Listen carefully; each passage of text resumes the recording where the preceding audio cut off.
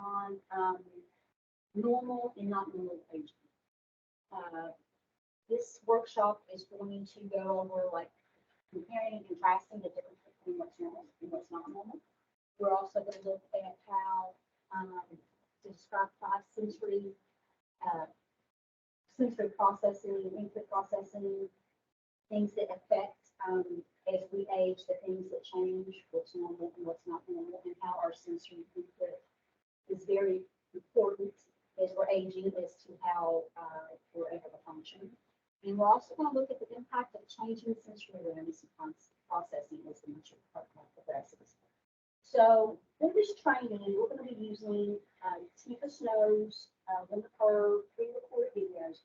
I'm going to stop it at different intervals where we're going to do some exercises and then we're going to discuss what Tina is doing in these videos. She's going to be role playing both what's normal and what's not normal. So during the videos, while you're watching them, I would like you, if she's doing things, using her hands, mimicking, I want you to do those things with her. So, do you guys have any questions about this? We're going to get started. This is the first part of the video.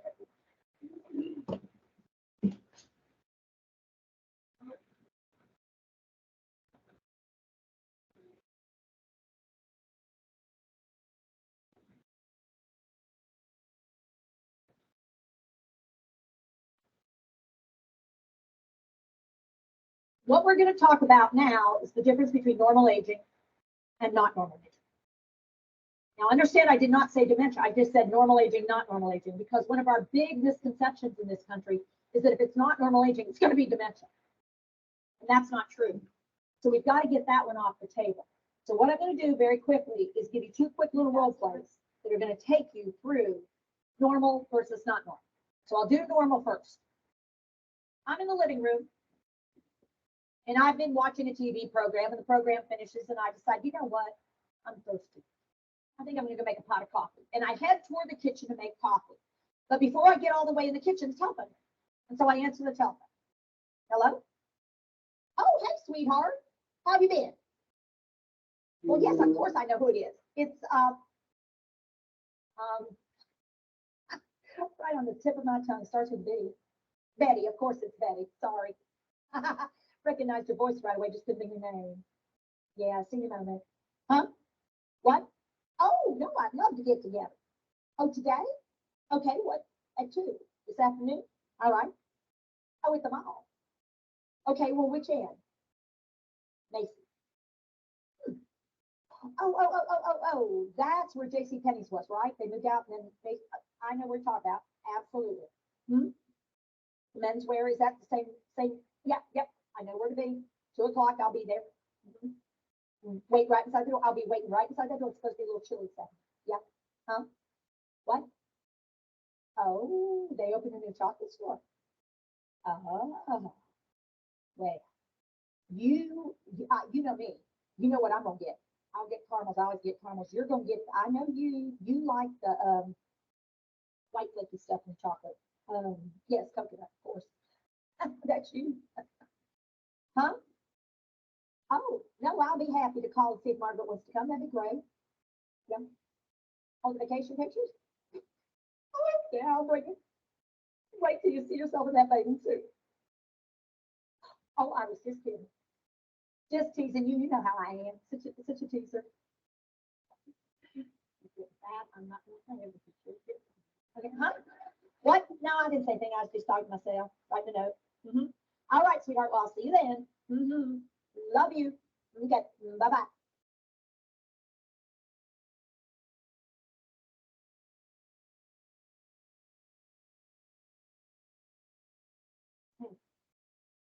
What is actually? Okay, hang on. I was in the living room. I was watching the TV. Program ended. Every time we called, I've been able to make anything on this. Okay. I was in the living room. I was sitting right here. And the program ended, and I thought,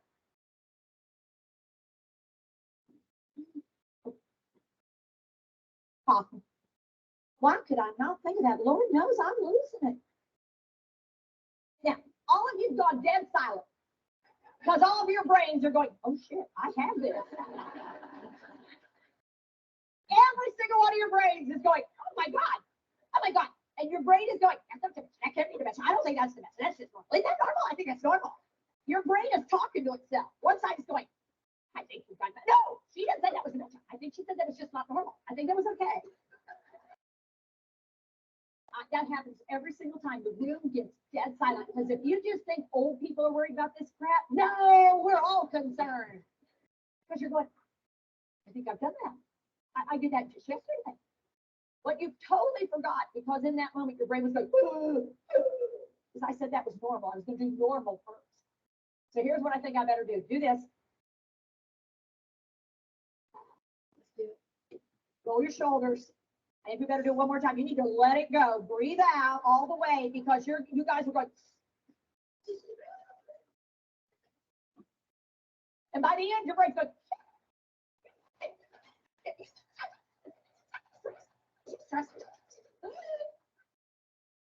Especially when I had to come back and sit in the chair. You're going, oh my God. So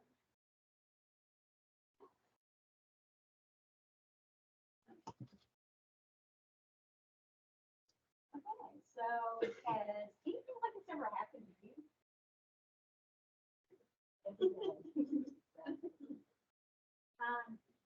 And so why do you think that happens? I turn to you.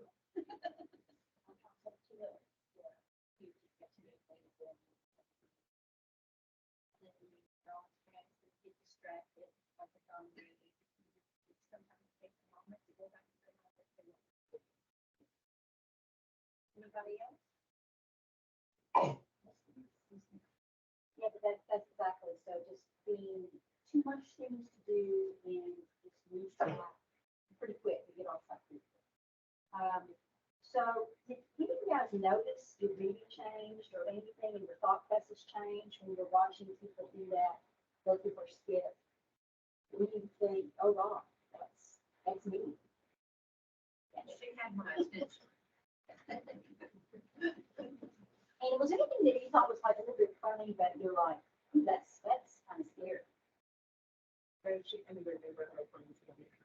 But she couldn't remember her friends. Hoping just getting a lot of direction.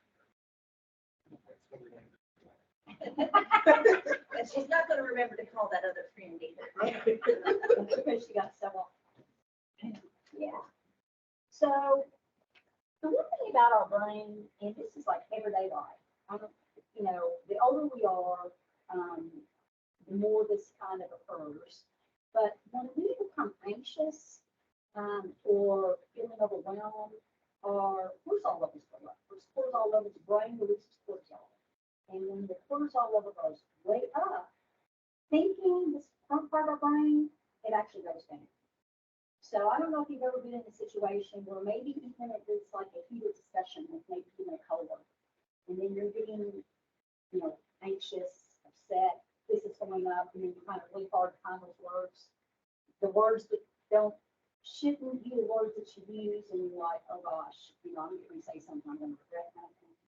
That's the same thing. It's where that cortisol level is keeping you from able to think logically. So Tifa, in this first show, that's kind of what was going on with her. The more she thought about, oh, I forgot it, and taking those deep breaths, it really does lower the cortisol level. It's a really good practice for you to use every day, at work when you're feeling like anxious. So let's just practice that real quick. Let's do some deep breaths. We're going to do 3 of them because that's actually what they show. Research shows that it helps to lower those cortisol levels. The weirdest part of our brain is like, okay, now I can actually think logically. Let's do this.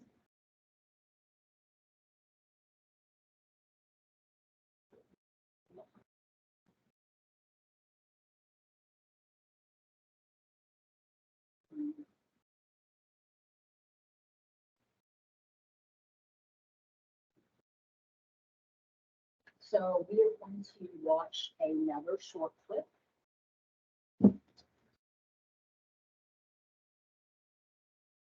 okay, so here we go. Hand up. Human beings have 5 ways to take things from, do this, out there and get them in their brain. 5 ways to take data from the world around you and put it in here so you can use it. You can process it, you can understand it, you can appreciate it.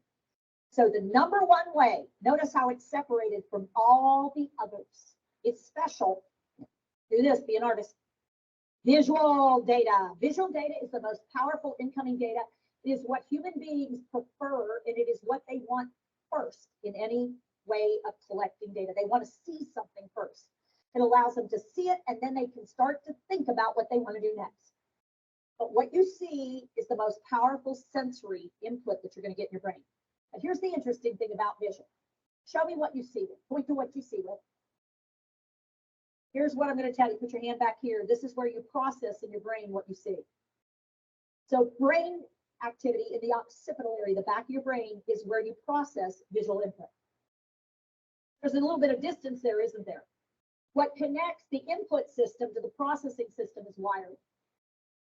And in dementia, all wiring goes on the fritz and then dots, just so you know. So there's a lot of wiring here. It's complicated wiring. It's actually fairly complicated because how many eyes do you have? 2. So you've got to take in data from 2 eyes, integrate those 2 pieces of data, process it, and then make sense of it.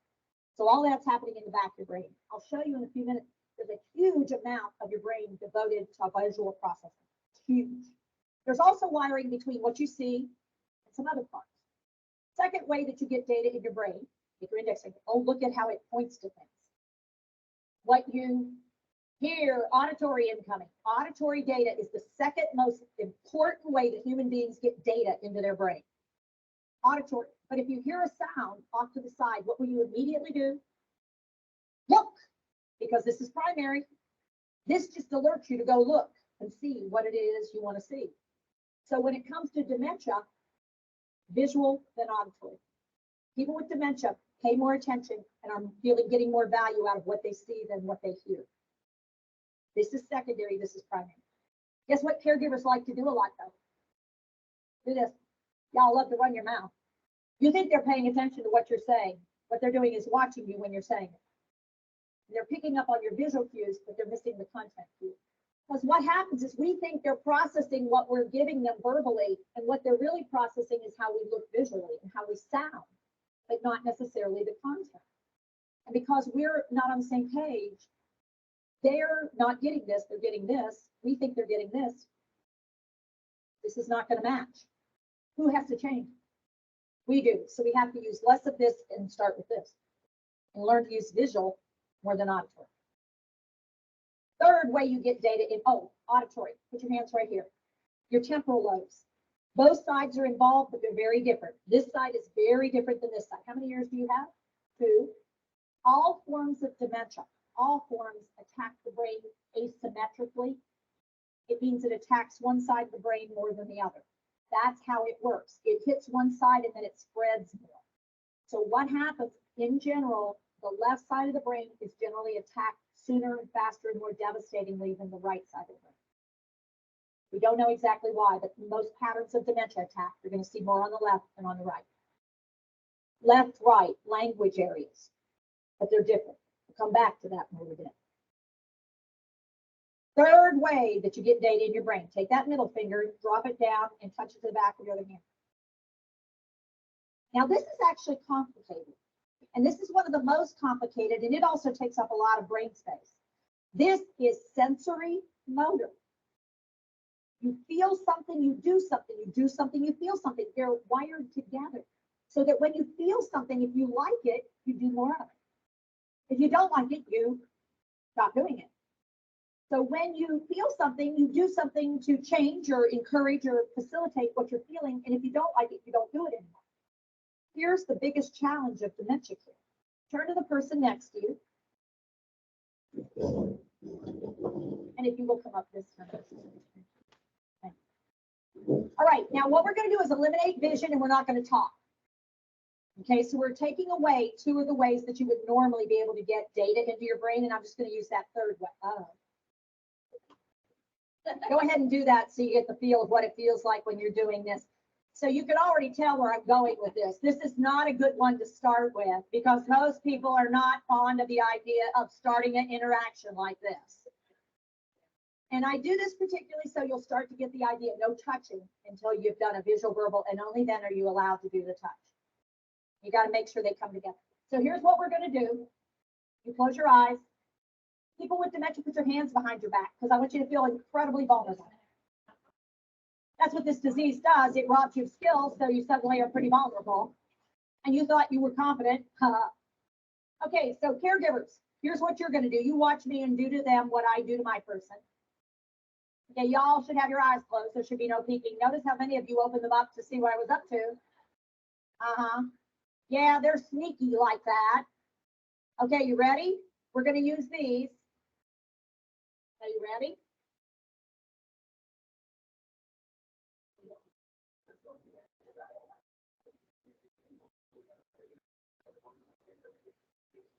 And now one more.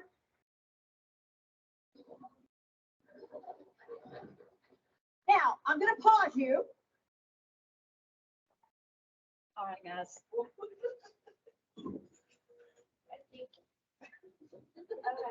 so I'm gonna, don't care if I leave it in that way. You all have already done the partnering of what she did. So tell me, like, for those of you that had your eyes closed, what happened for you?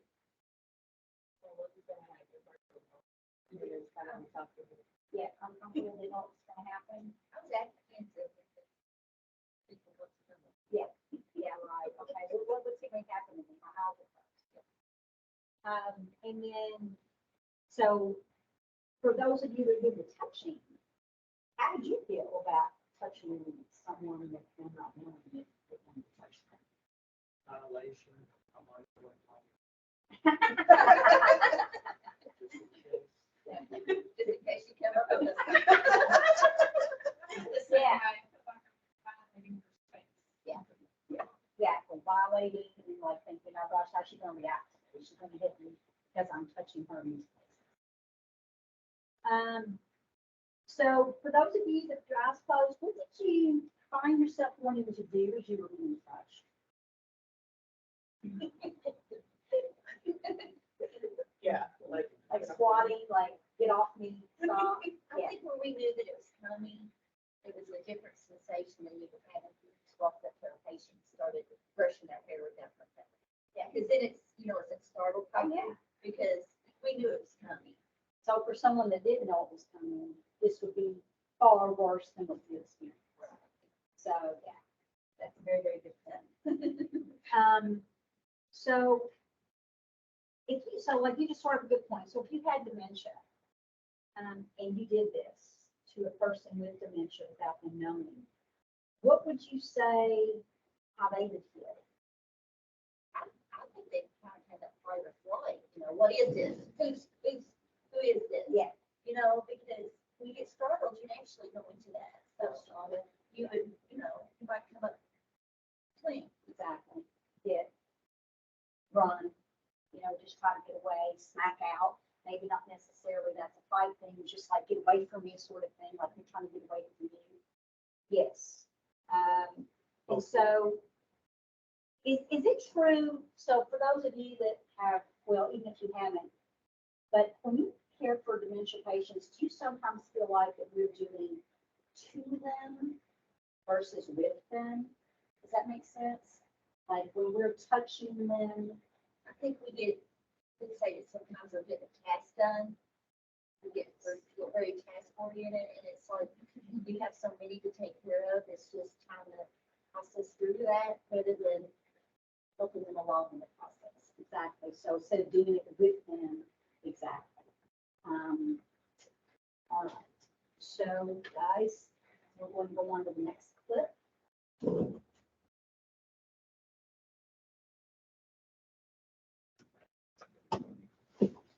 Y'all are doing great, by the way.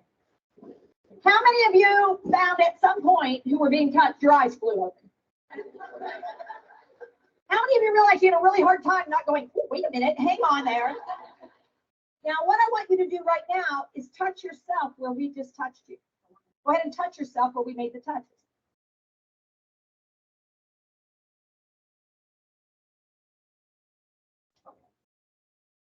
She's quick. Okay. So was that different? And how was it different? So your sensory input is way less. You talk to yourself. Yeah, exactly. You have an anxiety. Yes, You because have you, control. yes, you have control. Exactly, so yes, so you have control of it, you know what's going on and you know what's anticipated. Yes, you have permission, that's right. So I'm going to stop. Can you stop the video from Brian? Just 20 minutes. You want to do a full length feature? No, they just